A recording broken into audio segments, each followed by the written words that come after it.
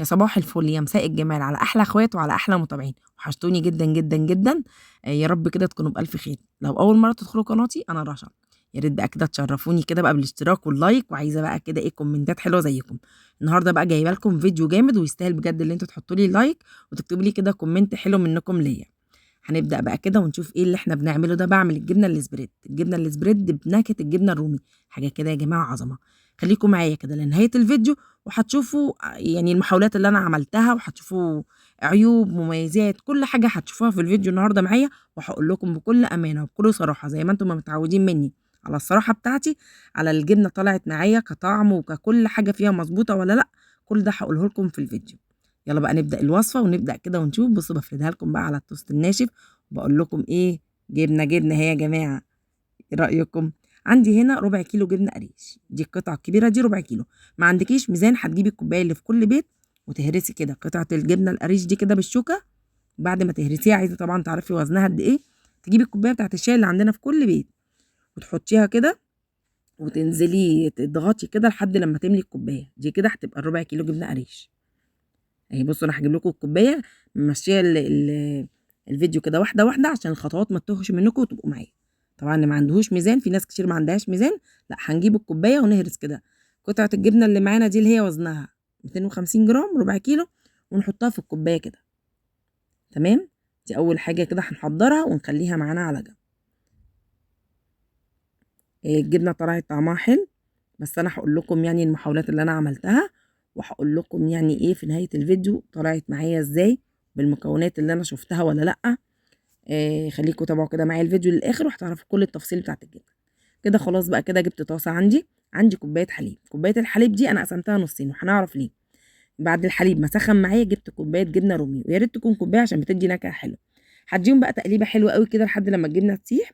الجبنه ما ساحتش معانا مفيش اي مشكله، هناخد المكونات دي على الخلاط ونضربهم كويس جدا، لاني انا عايزه الخليط ده ناعم جدا زي ما احنا ما بنجيب الجبنه السبريد بتبقى كده معانا ناعمه خالص.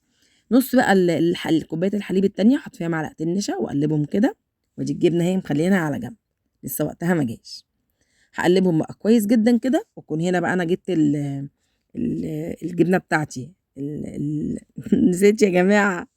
جبت هنا زي اهو انا قلت لكم ضربت الحليب بعد ما سخن وحطيت الجبنه الرومي، خدتهم بقى كده وحطيتهم في الخلاط ورجعتهم تاني. غسلت الطاسه ورجعتهم تاني على الطاسه، انا عايزاهم يسخنوا برده معايا. اول لما سخنوا نزلت بالنشا زي ما انتم شايفين، اللي انا حطيت له الحليب اللي انا حطيت له معلقتين نشا.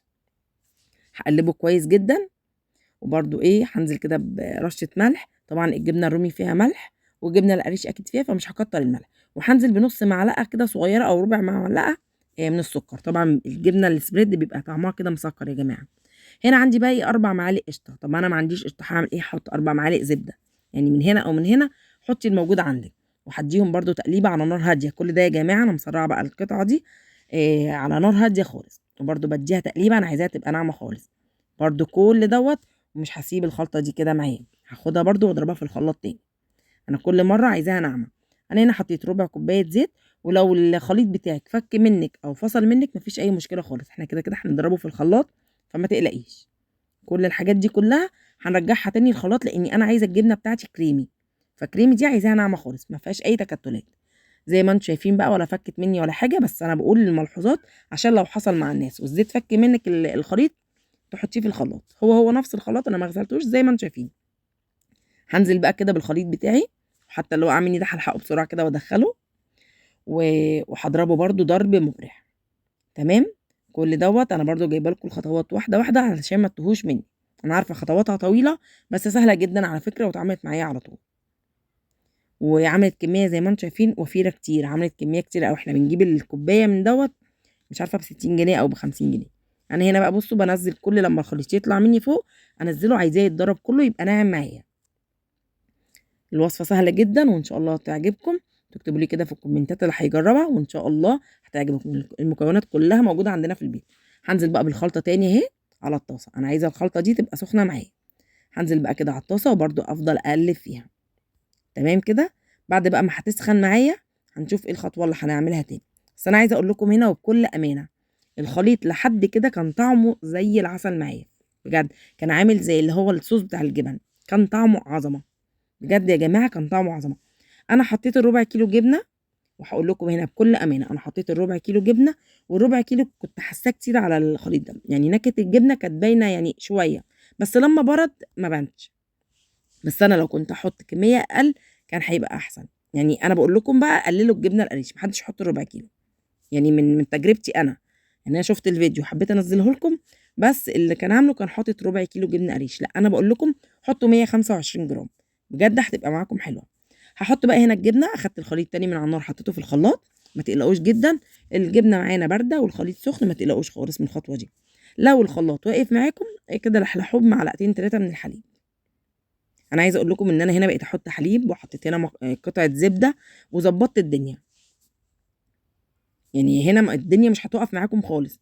عايزه حليب ما اتحركتش معاكم بس ما تخليهاش سايله، حطي. عايزه تعززي النكهه انا حطيت قشطه وحطيت كمان قطعه زبده، بس الاساسي يا تحطي 4 قطع زبده يا 4 قطع من القشطه، قشطه اللبن، الوش بتاع اللبن اللي احنا بنشيله. هنا بقى بعد ما ضربت كل الحاجات الحلوه دي بقى مع الجبنه مع كله، نزلت برده تاني على الطاسه بتاعتي كده، ولازم المكون بتاعي دوت يبقى سخن. يعني لازم كده ارجع بيه تاني بعد ما طبعا الجبنه كانت بارده هتبرد الخليط، لا لازم ارجع بيه تاني على الطاسه بتاعتي، هديله بقى تقلبتين 3 واحس ان هو بقى كده فكك خالص ونعم معايا. هبتدي بقى دلوقتي ان انا كده اقلب في يمين وشمال لحد لما يبتدي يسخن معايا، ويلا نشوف هنعمل ايه تاني. انا شايفاكم انتوا ما حطيتوش لايك على فكره، يعني أنا بتعب وبجيب لكم فيديوهات مفيده وبقول لكم على الصراحه، وبقول لكم على المميزات والعيوب وكل حاجه، وانتوا برده مش بتحطوا لي اللايك. زي بقى ما انتوا شايفين كده اهو الجبنه اهي، بصوا بقول لكم كريمي يا جماعه وخطيره بجد والله، يعني انجاز بجد، حاجه كده روعه، وطعمها يا جماعه حلو جدا. بس زي ما قلت لكم قللوا الجبنه القريش.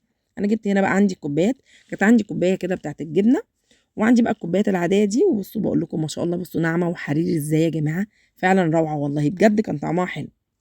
بس زي ما قلت لكم قللوا الجبنه القريش، ما تحطوش ربع كيلو. انا جبت لكم في المقدمه كل اللي انا يعني ايه اللي انا عملته، وقلت برضو هقول لكم على الامانه لان دي امانه. يعني انا حبيتها وهي عامله زي الصوص الجبن كده، كنت حطيت 125 جرام من الجبنه القريش. حملي بقى الكوبايات بتاعتي ما شاء الله عملت لي الكوبايتين دولت والبرطمان الصغير ده، فما شاء الله البرطمان كبير مش صغير كمان. فبصوا كميه كبيره ووفيره بجد كان طعمها حلو. وايه رايكم، انجاز ولا مش انجاز؟ عملنا جبنه السبريد، طبعا هي بتبقى طعمها غالي، عايزه بقى تعمليها باي نكهه تانية، جبنه شيدر، اي جبنه موجوده عندك، اي نكهه انت بتحبيها بتاكليها من بره، حط لها النكهه بتاعتها، ولازم تتضرب في الخلاط كويس جدا. بوريكم بقى كده جبت التوست بتاعي الناشف، ما كانش عندي توست طري، وبرده ايه يعني عايزه اقول لكم طعمها تحفه بجد. اتمنى ان انتوا تجربوا الفيديو، بقول لكم ايه رايكم، بفردها لكم اهي ناعمه ولا مش ناعمه، بصوا اللمعه اللي فيها خطيره بجد يا جماعه، يعني حاجه كده عظمه بجد. من ربع كيلو جبنه قريش، وممكن كمان زي ما قلت لكم هنقله، هنعمل كل الكميه العظمه دي. الحليب موجود عندنا في البيت وكل حاجه. اشوفكم في فيديو جديد وسلام.